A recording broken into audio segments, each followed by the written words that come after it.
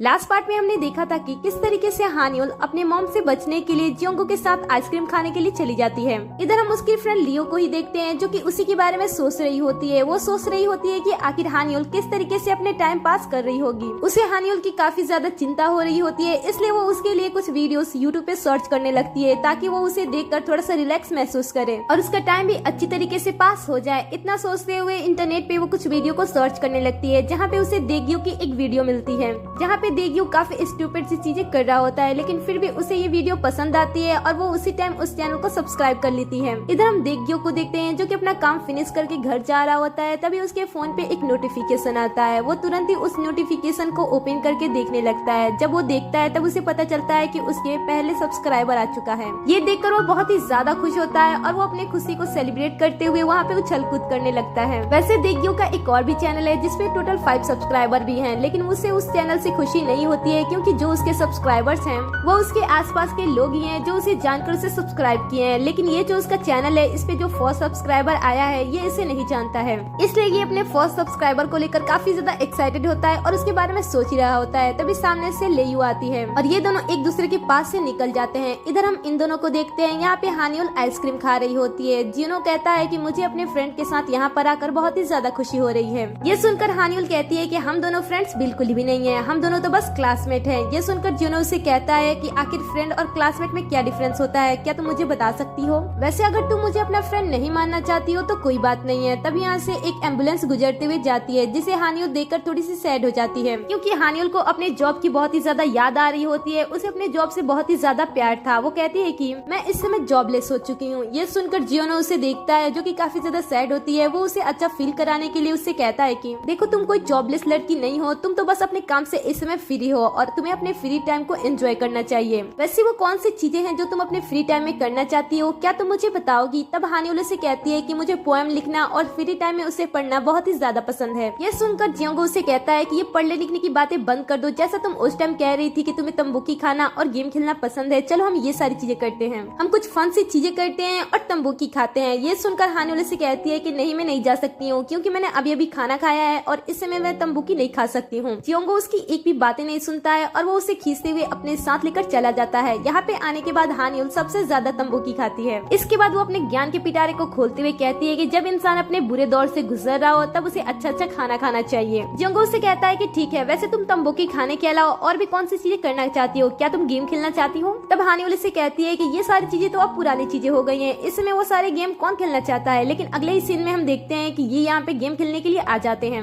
यहाँ पे आने के बाद हानियोल को बहुत ही ज्यादा अच्छा लगता है। यहाँ पे आने के बाद वो पागलों जैसी हरकतें करने लगती है और एक के बाद एक गेम खेलना स्टार्ट कर देती है। वो इस समय को बहुत ही ज्यादा एंजॉय कर रही होती है। समय आता है गाने गाने का। यहाँ पे वो एक पुराना सा पोएम गाती है जिसे जियोंगो बहुत ही मुश्किल से सुनता है। जब जियोंगो की सारी हदें पार हो जाती है और वो इस पोएम से बहुत ही ज्यादा परेशान हो जाता है तब वो जानबूझ के कैंसिल बटन को टिप देता है। वो उसे कहता है कि सॉरी, मैंने गलती से कैंसिल का बटन दबा दिया। वैसे तुम कोई आज का सॉन्ग नहीं गा सकती हो, जैसे कि कोई के-पॉप सॉन्ग? ये सुनकर हानियोल से कहती है कि मुझे के-पॉप और के-पॉप के सॉन्ग के बारे में कोई भी नॉलेज नहीं पता है। मैं उस टाइम इस सारी चीजों पे अपना टाइम वेस्ट नहीं करती थी। मुझे ऐसा लगता था कि ये सारी चीजें टाइम वेस्ट है और मैं उन सारे समय में अपने पढ़ाई को कंप्लीट कर सकती हूँ, इसलिए मैंने सारी चीजों पे कभी ध्यान नहीं दिया और मुझे इनके बारे में कोई भी नॉलेज नहीं है। ये सुनकर जियोंगो उसे के-पॉप स्टेज पे ले जाता है जहाँ पे बेड्स पे डांस करना होता है। यहाँ पे ये दोनों बहुत ही ज्यादा एंजॉय करते हैं और जब इनका मन पूरी तरीके से भर जाता है तब ये वापस घर को आते हैं। घर आते टाइम ये दोनों अपने बीच में हुई काफी सारी चीजों को क्लियर कर लेते हैं और ये कहते हैं कि हमें इस टाइम थोड़ा सा रेस्ट कर लेना चाहिए क्योंकि हम लाइफ में अकेले भागते हुए काफी दूर तक आ चुके हैं, इसलिए हमें इस टाइम अपने आप को थोड़ा सा रिलैक्स ले लेना चाहिए। इसके बाद जियोनो अपने रूम में आ जाता है।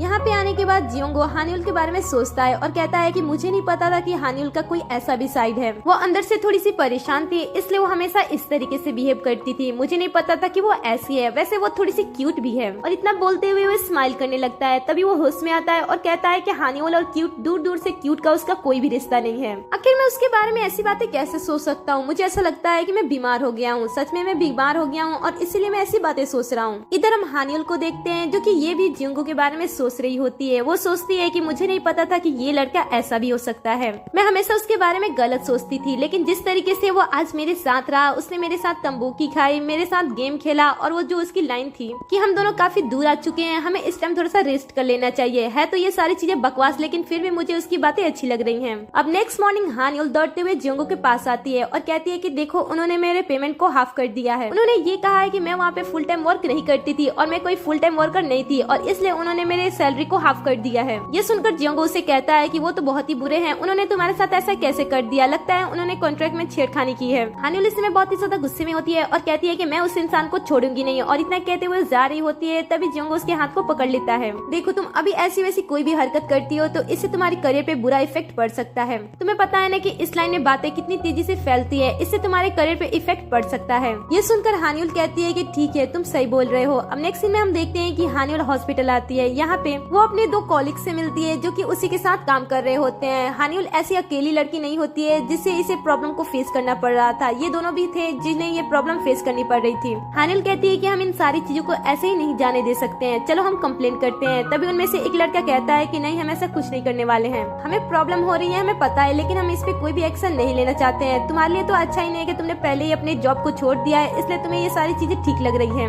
लेकिन हम नहीं चाहते हैं कि जितना हमारा जॉब बचा है वो भी हमारे हाथ से चला जाए। हम अपने काम को इसी तरीके से करना चाहते हैं। लड़की कहती है कि हानियोल हमें इस तरीके से नहीं मिलना चाहिए, अगर प्रोफेसर ने हमें इस तरीके से तुम्हें मिलते हुए देख लिया तो हमें सजा देंगे। हानियोल भी इनकी परेशानी को समझती है और उनसे सॉरी बोलकर वहाँ से निकल जाती है। आगे हम जियोंग को देखते हैं जो कि हानियोल के बारे में ही सोच रहा होता है। वो सोचता है कि उसके पास अभी तक हानियोल का नंबर नहीं है। इसके बाद वो उसकी फैमिली के बारे में सोचता है कि उसकी फैमिली ने भी उसकी बहुत ही ज्यादा हेल्प की है, इसलिए वो उनके लिए फ्रूट लेकर जाता है। जब वो दरवाजे पे खड़ा होता है तब वो अंदर देखता है कि अंदर हानियोल की मॉम और उसका भाई उसके ही बारे में बात कर रहे होते हैं और उन्हें भी ऐसा लग रहा होता है कि शायद जियोंग ने भी कुछ गलती की होगी जिसकी वजह से उसकी सजा मिल रही है और इसीलिए वो अपने आप को साबित नहीं कर पा रहा है। उसकी मॉम कहती है कि मुझे डर है कि वो इन सारी चीजों के बीच में मेरी बेटी को ना घसीट ले, वैसे भी मेरी बेटी इस समय डिप्रेशन से गुजर रही है। बाहर खड़ा जियोंग ये सारी बातें सुन लेता है जो कि इसे बहुत ही बुरा लगता है। तभी वहाँ पे हानियोल आ जाती है और वो उसे ऐसा करते हुए देख रही होती है। वो उसके पास जाए उससे बातें करे उससे पहले ही जियोंग यहाँ से ऊपर चला जाता है। ये भी डायरेक्टली उसके पास ऊपर जाती है। यहाँ पे वो अपने उसी कॉलीग्स के बारे में बात कर रही होती है और वो बताती है कि उन्होंने किस तरीके से इसके साथ बिहेव किया था। ये सारी बातें शेयर कर रही होती है ताकि वो उसके साथ बात करके कुछ अच्छा फील कर सके। अब जियोंग तो वैसे ही पहले से परेशान होता है और जब वो उसके पास आकर ऐसी बातें करती है तब वो उसे कहता है कि तुम्हें यहाँ पे नहीं रुकना चाहिए, तुम्हें अपने घर के चले जाना चाहिए, और इतना कह के वो अंदर चला जाता है। अब हानियोल भी नीचे आ जाती है और जैसे वो नीचे अपने घर पे आती है वहाँ पे उसकी मॉम जियोंग के बारे में ही बात कर रही होती है। वो उससे कहती है कि मैं चाहती हूँ कि तुम उससे दूर रहो, मुझे ऐसा लग रहा है कि शायद उसकी भी कोई गलती है इसलिए वो अपने आप को साबित नहीं कर पा रहा है। अब ये सारी बातें जब हानियोल सुनती है तब उसे सारी बात समझ में आ जाती है कि वो ऊपर इस तरीके से बिहेव क्यों कर रहा था। इधर जियोंग के पास उसका लॉयर कॉल करता है और यहाँ पे पता चलता है कि अचानक से मिस्टर कांग ने गवाही देने से मना कर दिया है और उनके नंबर पे कॉल करने से पता चलता है कि उन्होंने अपने नंबर को भी बंद कर दिया है। अब ये सारी बातें जब जियोंग को पता चलती है तब वो और भी ज्यादा परेशान हो जाता है, क्योंकि अगर जियोंग ने अपने नेक्स्ट हियरिंग में अपने खिलाफ कोई भी सबूत या फिर कोई भी गवाह अगर सामने नहीं लाता है तो उसका केस बहुत ही ज्यादा वीक पड़ जाएगा। इसलिए वो अपने आप को बचाने के लिए डॉक्टर कांग के नंबर को कहीं से ढूंढता है और वो उस प्लेस पे पहुंच के मिस्टर कांग के बारे में कुछ पूछताछ करता है। अब बड़ी मुश्किलों के बाद यहाँ पे आने के बाद उसे पता चलता है कि उसने यहाँ से भी अपने जॉब को रिजाइन कर दिया है। यहाँ पे उसे बहुत ही ज्यादा कोशिश करने के बाद जाकर उसका न्यू कॉन्ट्रैक्ट नंबर उसे मिलता है जिसपे वो बार बार कॉल करना स्टार्ट कर देता है,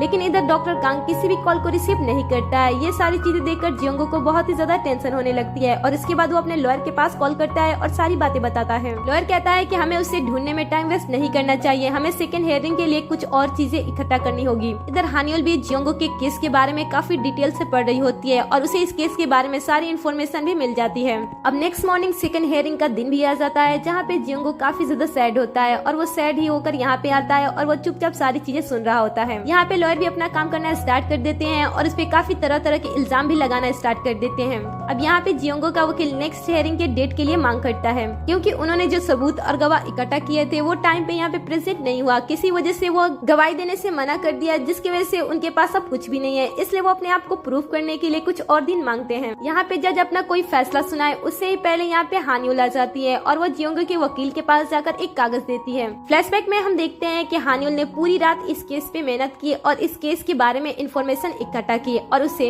ऐसा ही मिलता जुलता एक केस के बारे में पता चला जो कि हमारे इंडिया से ही था। इंडिया में भी जियोंग के केस के जैसा एक मिलता जुलता केस था जिसकी वजह से उसे काफी सारे इंफॉर्मेशन इकट्ठा की और पूरी रात जागने के बाद वो यहाँ पे इस सबूत को लेकर आई है। अब जियोंग का वकील इन सारे सबूत को लेकर आगे बढ़ रहा होता है, तभी जज अगला डेट इन्हें दे देते हैं। अब ये सारी चीजें देखते हुए हानियोल अपने आप से कहती है कि मूवी में जैसा दिखाया जाता है वैसा हमेशा रियल लाइफ में नहीं होता है। यहाँ पे चीजें इतनी जल्दी बदल जाती हैं कि आपको पता भी नहीं चलता है। जब जियोंगो कोर्ट से बाहर आता है तब इसके पास काफी सारे मीडिया वाले इसके पास आ जाते हैं और इसे क्वेश्चन करने लगते हैं। तभी उसकी नजर हानियुल पे पड़ती है जो उसे ही देख रही होती है और ये भी उसे ही देख रहा होता है। तभी एक इंसान हानियुल को टक्कर मारते हुए वहाँ से चला जाता है, जिसकी वजह से हानियुल वहीं पे गिर जाती है। जियोंगो भागते हुए हानियुल के पास जाता है और वो उसे मीडिया से दूर लेकर जाता है, जहाँ पे वो उसे देखता है कि उसके हाथ में चोट लगी हुई है। इसलिए वो हानियुल को अपने क्लिनिक में ले जाता है। यहाँ पे जब वो आता है तब वो देखता है कि सारी चीजें बंद पड़ी हैं। वो सोचता है कि कभी यही जगह थी जहाँ पे काफी सारे लोग भरे पड़े होते हैं और इसे एक सेकंड का भी टाइम नहीं मिलता है, लेकिन अब ये जगह शांत पड़ी हुई है। वो इन सारी चीजों के बारे में सोचना बंद करता है और उसके बाद वो जाकर हानियुल की मरहम पट्टी करता है और फिर वो उसे थैंक्स कहता है क्योंकि उसने टाइम पे सबूत लाया, जिसकी वजह से उसे टाइम अब मिल चुका है ताकि वो अपने आप को प्रूफ कर सके।